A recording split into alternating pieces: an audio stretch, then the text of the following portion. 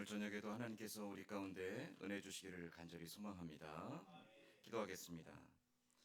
하나님 감사합니다. 하루에 분주하고 또 바빴던 우리의 삶 속에서 또 하나님의 은혜를 사모하며 이 저녁에 주님 앞으로 나옵니다. 우리의 마음의 생각들과 우리 안에 있는 모든 염려와 근심들은 다 예수 그리스도 앞에 내려놓게 하여 주시고 우리를 위로하시고 소망으로 충만케 하시는 그 은혜를 힘입어 아버지 하나님을 향해 온 마음으로 예배하며 또 기뻐하며 찬송하며 주님 앞에 나아가는 이 시간이 되게 하여 주옵소서. 함께 하시기를 소망하며 예수님의 이름으로 기도드리옵나이다. 아멘.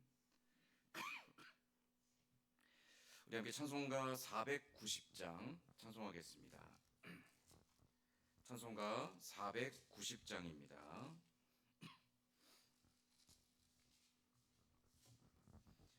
주여 지난 밤 내 꿈에 배였으니 그 꿈 이루어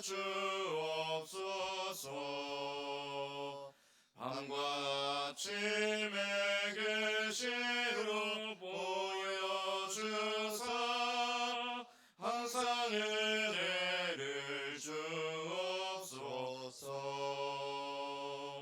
나의 놀라운 꿈 정녕 남이 끼는 장차 그네 받을 편이.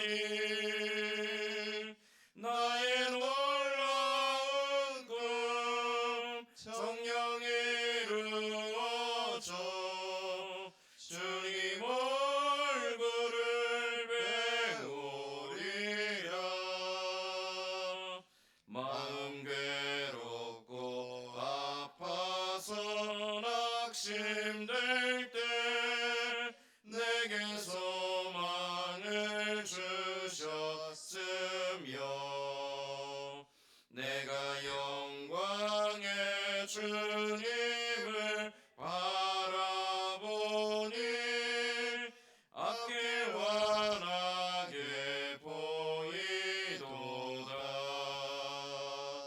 나의 놀라운 꿈 정녕 남이 끼는 장차 큰 은혜 받을 편이.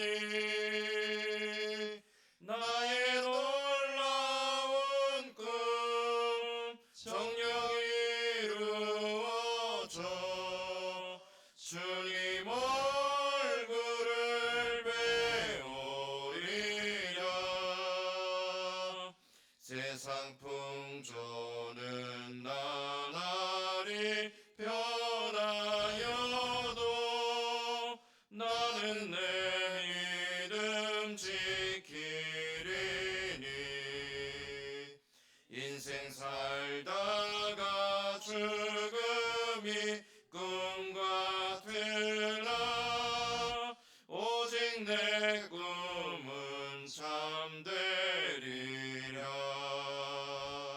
나의 놀라운 꿈 정녕 남이 끼는 장차 큰 은혜 받을 편이. 나의 놀라운 꿈 정녕 이루어져 주님 얼굴을 배우리라. 아멘. 우리 524장 한 장 더 찬송하겠습니다. 찬송가 524장 우리의 길을 인도하시는 구주 예수 그리스도를 우리가 의지하며 우리 함께 찬양하겠습니다. 갈 길을 밝히 보이시니 주 앞에 빨리 나갑시다. 우리를 찾는 구주 예수 곧 오라 하시네. 죄악 벗은 우리 영혼은 기뻐 뛰며 주를 보겠네. 하늘에 계신 계신 주 예수를 영원히 섬기리. 우리를 오라 하시는 말 기쁘게 듣고 순종하세. 구주를 믿기 지체 말고 속속히 나가세. 죄악 벗은 우리 영혼은 기뻐 뛰며 주를 보겠네. 하늘에 계신 주 예수를 영원히 섬기리. 주 오늘 여기 계시오니 다 와서 주의 말씀 듣세. 듣기도 하며 생각하니 참 진리시로다. 죄악 벗은 우리 영혼은 기뻐 뛰며 주를 보겠네. 하늘에 계신 주 예수를 영원히 섬기. 죄악 벗은 우리 영혼은 기뻐 뛰며 주를 보겠네. 하늘에 계신 주 예수를 영원히 섬기리. 아멘. 박정수 권사님 대표하여 기도하겠습니다. 사랑과 은혜가 풍성하신 하나님 아버지, 오늘도 우리를 예배자리로 불러주심에 감사합니다. 지난 한 3일 동안도 우리들의 삶을 지켜주시고 때로는 연약하고 부족했던 우리를 용서하여 주시옵소서. 다시 주님의 은혜로 세워주심을 고백합니다. 이 시간 우리 모두가 한마음으로 주님 앞에 나아갑니다. 우리 예배를 받아주시고 가정과 일터 그리고 이 나라와 민족을 위해 기도합니다. 주님의 평강과 정의가 온 땅에 임하게 하시고 어려운 가운데 있는 성도님들을 위해 기도합니다. 주님의 위로와 소망이 이루어지게 하옵소서. 우리 교회가 세상의 빛과 소금으로서 주님의 사랑을 실천하는 우리 모두가 되게 하옵소서. 각자의 생활 속에서 그리스도의 향기가 나타나게 하옵소서. 가정의 달을 맞아 우리들의 가정을 주님의 은혜로 채워주시고 부모와 자녀가 서로 존중하며 사랑으로 하나 되게 하시옵소서. 주님께 더욱더 헌신하는 우리들 모두가 되게 하시옵소서. 부족하고 연약한 것이 예수님 이름으로 감사하며 기도드리옵나이다. 아멘. 오늘 우리 같이 읽을 하나님 말씀은 구약 성경 여호수아 6장 1절에서 7절까지 말씀입니다. 제가 가진 성경은 구약 성경 326페이지에 있습니다. 여호수아서 6장 1절에서 7절까지 말씀입니다.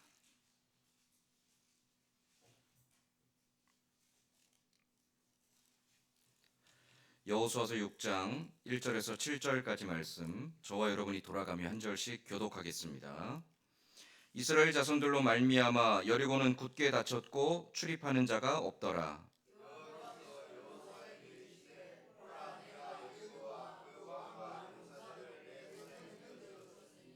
너희 모든 군사는 그 성을 둘러 성 주위를 매일 한 번씩 돌되 엿새 동안을 그리하라.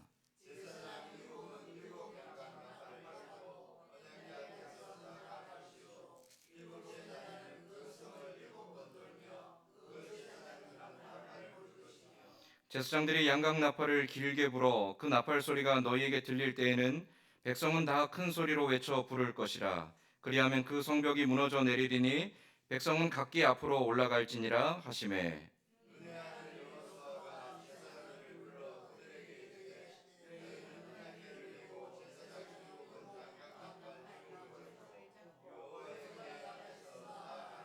같이 읽겠습니다. 또 백성에게 이르되 나아가서 그 성을 돌되 무장한 자들이 여호와의 궤 앞에서 나아갈지니라 하니라. 아멘.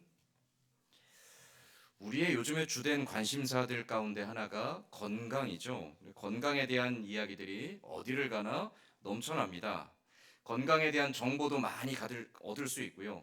TV를 틀어도 TV 내용들 중에 건강에 대한 이야기들이 참 많고요.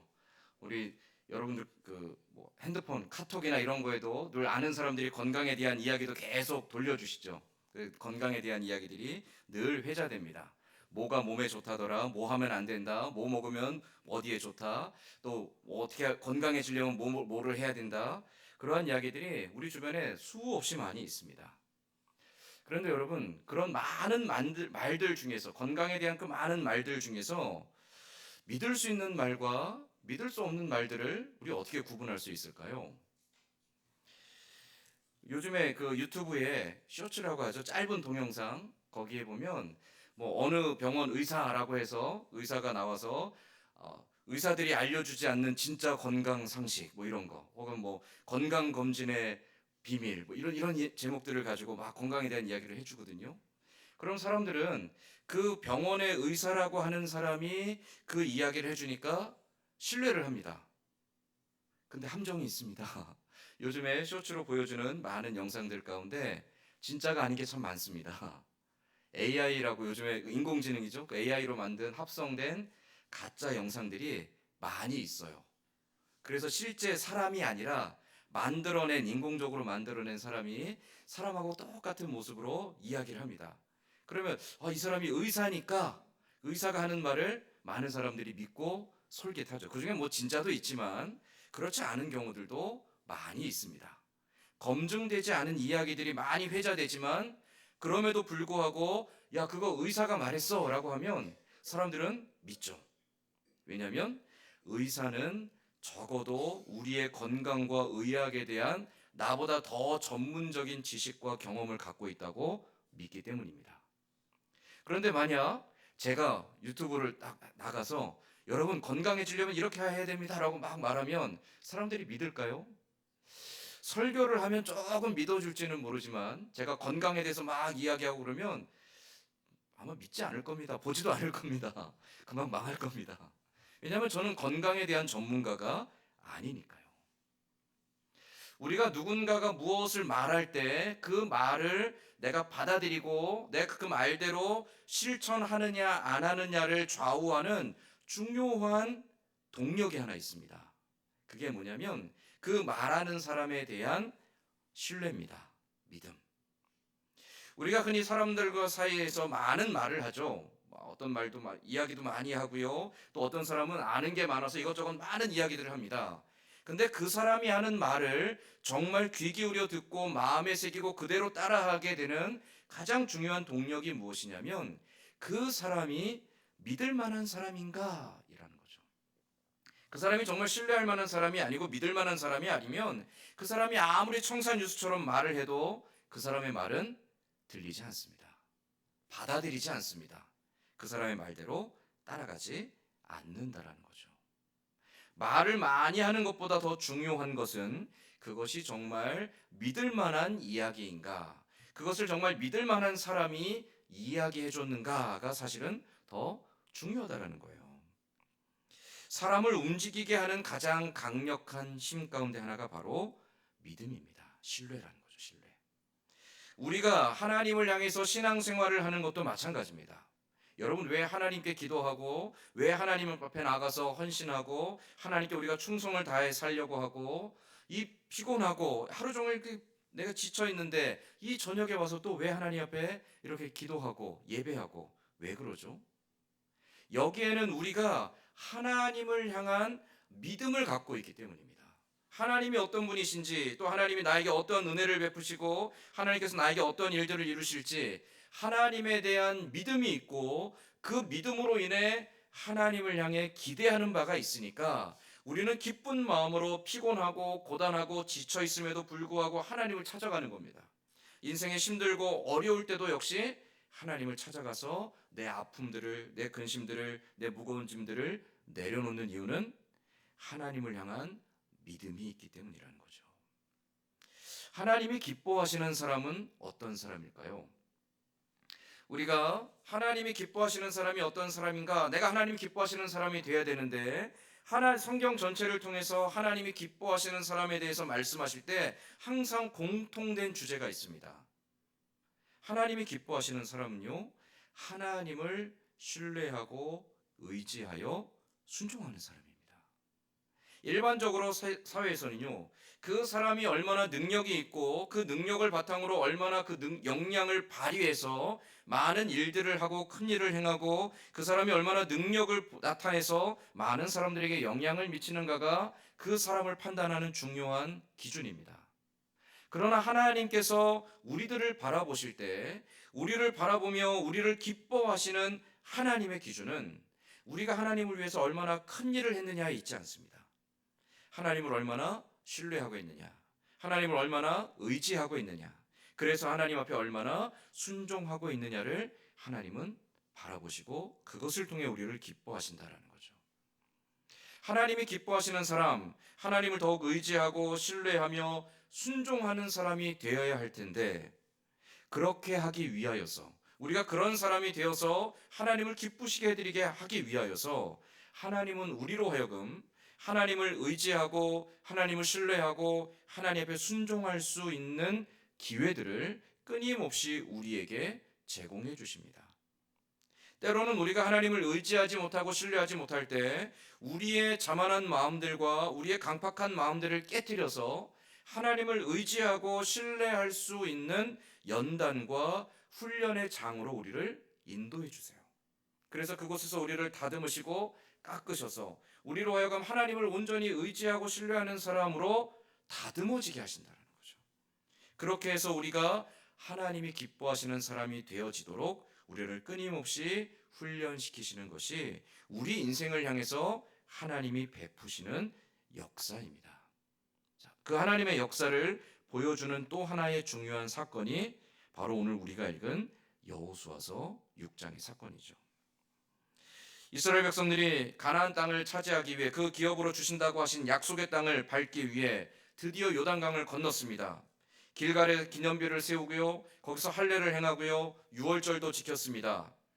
그리고 이제 요단강을 건너 가나안 땅의 첫 번째 성인 여리고성 앞에 백성들이 다 집결하였습니다. 그런데 오늘 우리가 읽은 여호수아서 6장 1절 말씀에 보면 이스라엘 백성들이 요단강을 건너서 이제 여리고성 앞에 이르렀다는 소식을 듣자마자 여리고성의 백성들은 어떻게 했죠? 성문을 굳게 잠그고 이제 이스라엘과 결전을 치르기 위해서 방비를 하고 있습니다. 여리고성은요, 요단강을 건너면 있는 첫 번째 성인데 이 여리고성은 약간 언덕 위에 있습니다. 이 여리고성이라고 알려져 있는 이 흔적들이 아직도 남아 있는데요. 그 고고학적 그 역사적 흔적들을 보면 여리고성은요, 성벽이 두 개래요. 바깥쪽에 성벽이 있고요, 그 안에 통로를 지나면 안쪽에 성벽이 또 있습니다. 성벽 자체가 이중벽으로 되어 있어요. 그래서 외부에서 안으로 들어오는 게 너무너무 어렵고, 거기다가 지금도 남아있는 잔해들을 보면 성체가 아주 촘촘하게 짜여져 있어서 쉽게 무너지지 않는 구조로 축적이 되어 있다는 거죠. 그렇게 강하고 그렇게 튼튼한 성을 문을 걸어 잠그고 방비하는 여리고성, 이스라엘 백성들이 이제 이 성을 공격해서 그 성을 차지해야 됩니다. 하나님께서 여호수아에게 백성들을 이끌고 가서 그 여리고성을 차지하라고 명령하셨습니다. 가야 돼요. 그런데 지금 이스라엘 백성들은요, 무기가 변변한 게 없습니다. 적어도 그 강하고 튼튼한 성을 무너뜨리려면 성체를 무너뜨리기 위한 무기들이 있어야 됩니다. 그냥 무작정 가서 부딪힌다고 되는 게 아닙니다. 그 성을 무너뜨리기 위한 강력한 무기들이 있어야 되는데 이스라엘은 그런 무기가 하나도 없습니다. 심지어 이스라엘은 철로 만든 창이나 칼도 없습니다. 이스라엘 백성들에게 변변한 무기라는 게 전혀 없습니다. 그저 그들이 갖고 있는 것은 막대기와 지팡이 정도입니다. 돌팔매 던질 수 있는 그 정도예요. 칼을 갖고 있다고 해도 그것은 날카로운 쇠로 만든 칼이 아니라 청동으로 만든 칼이거나 혹은 돌로 만든 칼, 혹은 나무로 만든 칼, 그 정도밖에 없습니다. 그런 무기를 들고 이 난공불락의 요새인 여리고성을 함락시킨다? 이것은 불가능한 일이죠. 그럼에도 불구하고 하나님은 여호수아에게 그 성을 가서 차지하라고 명령하세요. 그러면서 하나님이 이스라엘 백성들에게 야, 내가 작전을 세워줄 테니까 너희가 이대로 해. 그럼 너희가 승리할 거야 라고 이스라엘 백성들에게 작전을 세워주시죠.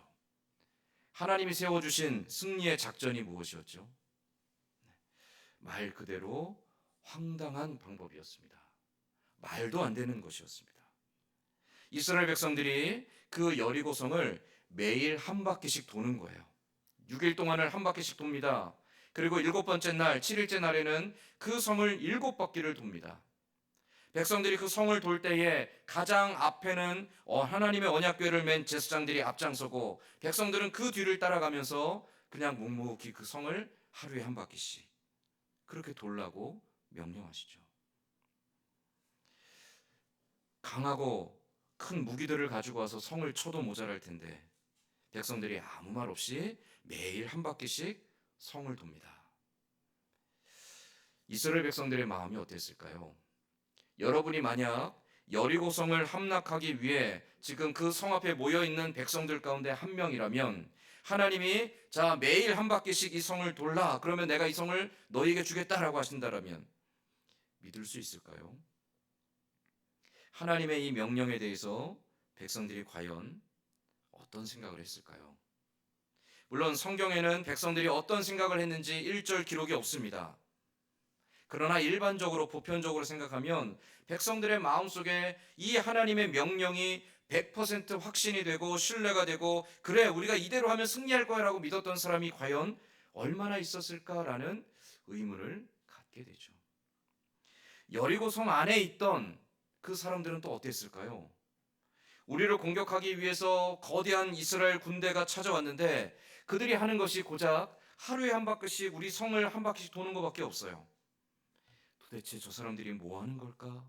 도대체 무슨 꿍꿍일까? 그러지 않았을까요? 그런데 중요한 것은 하나님께서 이 명령을 여호수아에게 주셨고 여호수아는 그 명령을 따라서 백성들을 이끌고 그들이 뭐라고 말하든지 그들이 어떤 생각을 갖고 있든지 상관없이 하나님의 명령을 수행했다는 겁니다. 매일 한 바퀴씩을 돕니다. 첫날에, 둘째 날에, 셋째 날에 하루하루가 지날수록 백성들의 마음이 더 조급해졌을 것이고 여호수아의 마음은 더할 것 없이 조급해졌을 겁니다. 6일째 되는 날에도 아무 일도 일어나지 않았습니다. 7일째 되는 날 언약궤를 맨 제사장들이 맨 앞장서고 그 뒤로 백성들이 쫓아갑니다. 한 바퀴를 돌고 두 바퀴를 돌고 6바퀴를 돌 때까지 아무 일도 일어나지 않습니다. 7바퀴째 도는 때에도 아무 일도 없었습니다. 그 성이 흔들리기는커녕 그 성은 견고하게 서 있었다는 것이죠. 그런데 7바퀴를 다 돌고 난 후에 하나님의 명령대로 제사장들이 양각 나팔을 불 때에 그 나팔 소리에 맞춰서 백성들이 일제히 함성을 외치자 그 크고 견고한 성이 일순간에 무너져 내립니다. 가능한 일일까요? 불가능한 일입니다. 도무지 있을 수 없는 일입니다. 행할 수 없는 일이죠. 그런데 왜 하나님은 이러한 작전을 세우셨고 왜 이스라엘 백성들의 이것을 명령하셨고 왜 이 일들이 일어나게 하신 걸까요? 이스라엘 백성들이 여리고성에서 전투할 때 그리고 나아가서 앞으로 가나안 땅을 정복하기 위한 모든 그 전쟁의 과정에서 가장 중요하게 기억하고 마음에 새겨야 될 것이 있습니다. 그것은 이 전쟁은 하나님께 속했다는 겁니다. 하나님이 이 전쟁을 지휘하신다는 거죠. 하나님이 우리 앞장서서 우리의 장수가 되시고 하나님이 전쟁의 승패를 좌우하시며 하나님이 마침내 우리에게 승리를 주시고 우리를 이 땅에서 기업을 얻게 하실 거라는 것을 이스라엘 백성들은 기억하며 그 전쟁을 수행해야 됩니다. 이 전쟁은 사람의 힘에 강하고 약함에 있지 않고요. 사람의 많고 적음에 있지도 않고요. 그들이 가지고 있는 무기의 강하고 약함에 있지도 않습니다. 이 전쟁은 오직 하나님의 손에 달려 있는 것입니다. 그 전쟁을 주관하시는 하나님께서 왜 그럼 이스라엘 백성들에게 이와 같은 명령을 내리셨을까요? 하나님이 요구하시는 바가 있기 때문입니다. 그것은 바로 하나님의 명령 앞에 순종하는가 순종하지 아니하는가를 보시기 위함입니다. 말도 안 됩니다. 황당합니다. 이거는 가치도 없습니다. 그렇게 해봐야 이길 수 있는 승산이라고는 하나도 찾을 수 없습니다. 그것은 내 생각이고 내 판단이고 내 경험입니다. 그러나 하나님은 내가 가진 판단과 내가 가진 경험과 내가 가진 지식을 내려놓고 하나님의 인도하심 앞에 신뢰하여 순종하고 따라오라고 명령하시는 거죠. 이 순종에는 분명한 전제 조건이 있습니다. 그것이 바로 믿음이에요. 하나님을 믿을 수 없다라면 순종할 수가 없습니다. 믿을 수 없는 그 하나님의 명령을 어떻게 따라갈 수 있겠습니까? 하나님께서 순종을 요구하시는 것은 결국 나 여호와만을 믿고 의지하라는 거죠. 하나님을 믿고 의지할 때 비록 내가 이해할 수 없고 내 방법이 아니고 내가 원하는 형식이 아닐지라도 그러나 하나님께서 그 뜻대로 행하실 것을 신뢰하기에 묵묵히 순종하며 따라가면 하나님께서 마침내 뜻하시는 바들을 이루신다라는 거죠. 하나님께서 자기 백성들에게 늘 요구하시는 바가 바로 여기에 있습니다. 내 생각과 맞는지 안 맞는지, 내 상식과 맞는지 안 맞는지, 내가 바라는 것과 맞는지 안 맞는지 이것이 중요한 것이 아니라 내가 정말로 하나님을 신뢰한다라면, 내가 정말 하나님을 의지한다라면 내 생각과 관계없이 하나님의 뜻 앞에 순종하는 자가 되는 것. 하나님이 가장 기뻐하시는 사람은 바로 하나님을 의지하여 순종하며 따라가는 사람이라는 것을 이 여호수아를 통해 또 이스라엘 백성들을 통해 오늘 우리에게 다시 한번 말씀하고 계신다는 거죠. 이것을 히브리서 기자는 히브리서 11장 6절에서 이렇게 표현하고 있습니다. 자, 히브리서 11장 6절 말씀 우리 같이 한번 읽어보겠습니다. 히브리서 11장 6절 같이 읽겠습니다.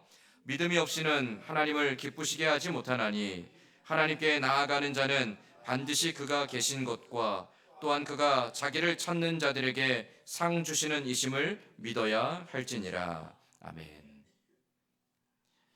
하나님을 기쁘시게 하기 위해서 어떻게 된다고요? 믿음이 있어야 된대요. 자, 그런데 이 믿음은 하나님께서 나에게 무엇을 해주셔서 감사합니다가 아니죠. 아직 나에게 이루어지지 않은 겁니다.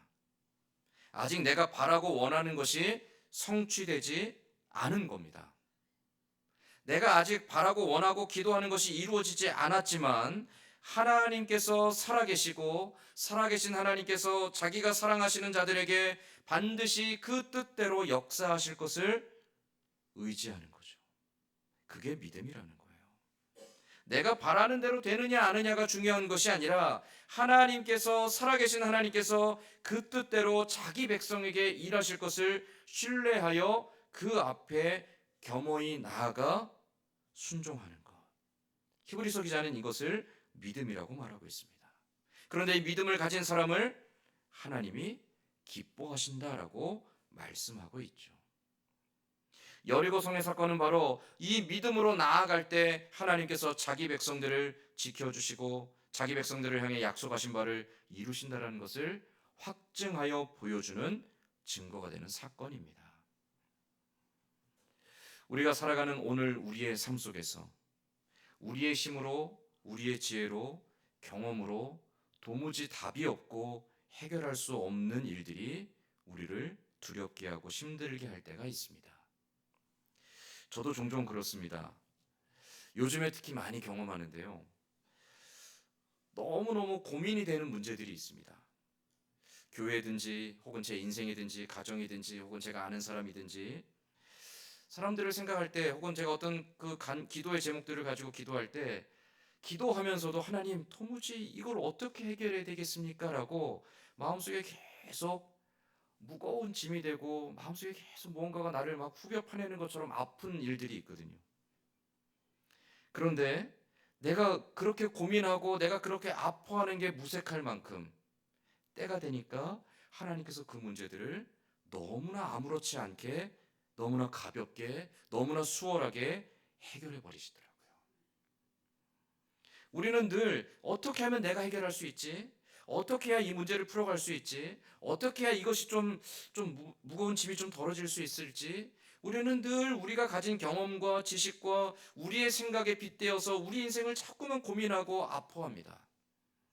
그런데 하나님은 우리가 알지 못하는 것까지도 예비하시고 그 뜻대로 역사하시는 분이라는 거죠.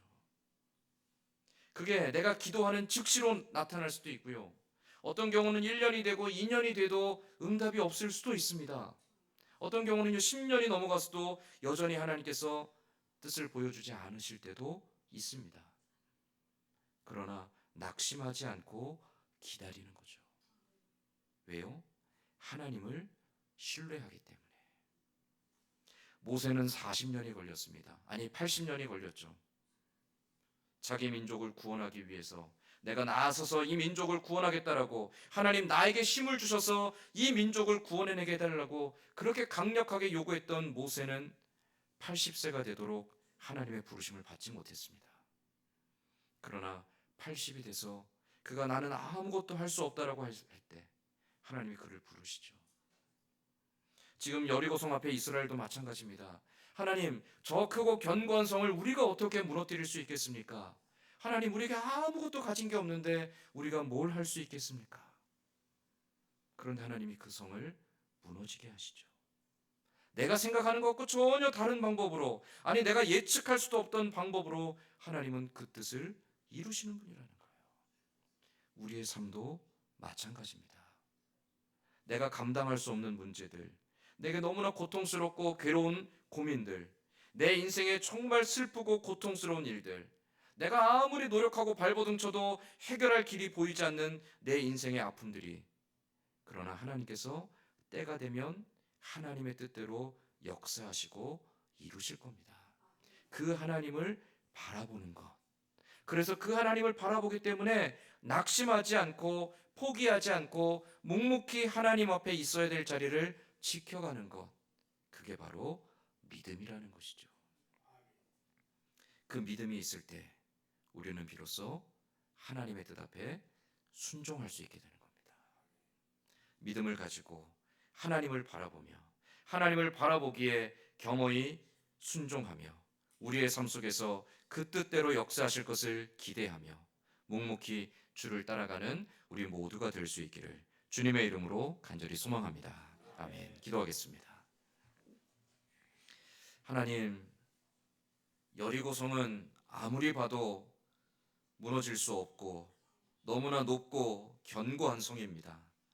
이스라엘 백성들이 보기에 이 성은 불가능한, 정복할 수 없는, 우리 기업이 될 수 없는 곳이었습니다.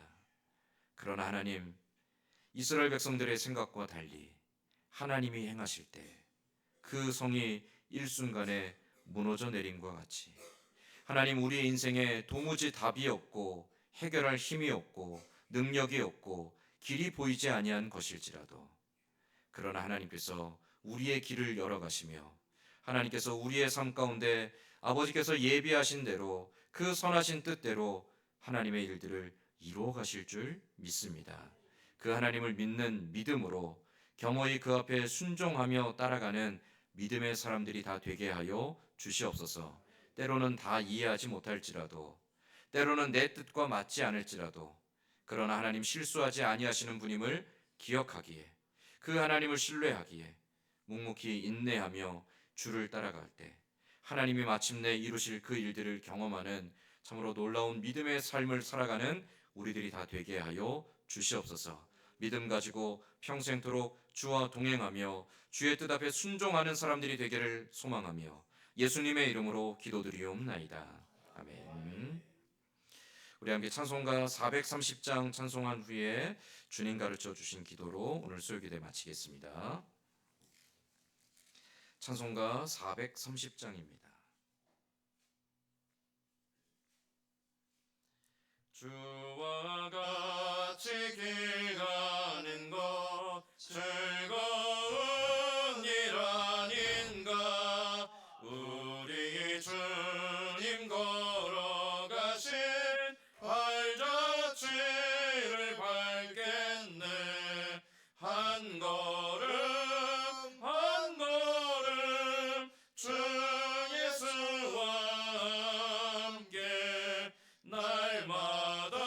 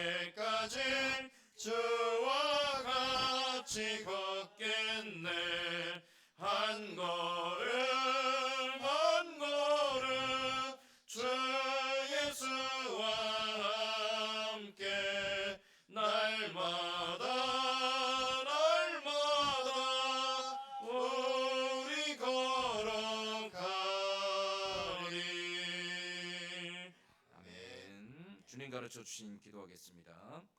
하늘에 계신 우리 아버지여, 이름이 거룩히 여김을 받으시오며 나라의 임하옵시며 뜻이 하늘에서 이루어진 것 같이 땅에서도 이루어지리이다. 오늘날 우리에게 일용할 양식을 주옵시고 우리가 우리에게 죄 지은 자를 사하여 준 것 같이 우리 죄를 사하여 주옵시고 우리를 시험에 들게 하지 마옵시고 다만 악에서 구하옵소서.